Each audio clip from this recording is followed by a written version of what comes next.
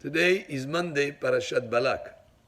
In the Parashah of this week, Balak ben Tzipor, the king of Moab, is scared because the kings that he relied on to stand between him and the Jewish people, Sichon and Og Melech HaBashan, they were no match, they were powerless when they faced the Jewish people, even though they had powerful and formidable armies. So Balak ben Tzipor realizes that military strength, physical power, is no match to the Jewish people. Things happen by miracle, and he investigates and realizes that the power of the Jewish people is in their mouth. Their prayers, their learning Torah can bring about miracles. And therefore he decides to bring as an antidote a person who's known to have an incredible power in his mouth.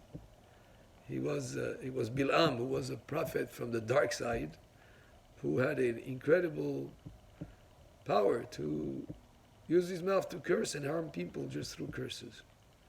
So he hires him, and Bilam, every time he tries to say a curse, only blessings come out. So Balak sees that the Jewish people, there's no match to them, whether militarily or even this guy who's trying to curse them, only blessings come up. So Bilam then has an advice for Balak.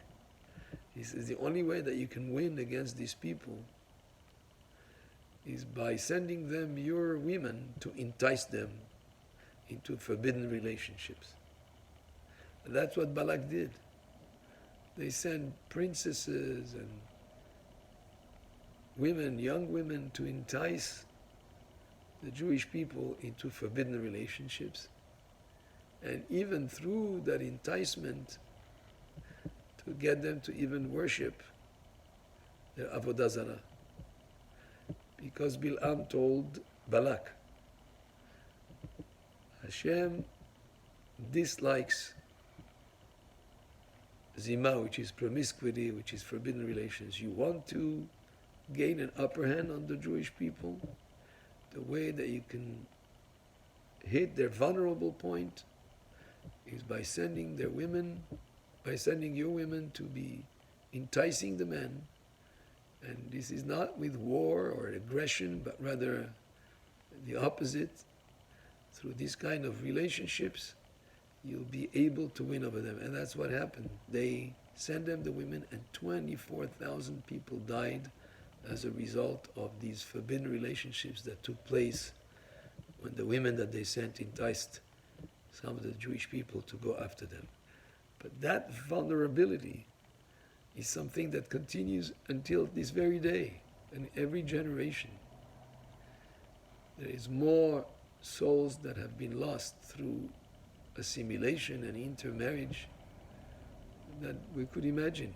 We even compare it in terms of numbers, to the Holocaust. When in the Holocaust it was done through aggression and through horrible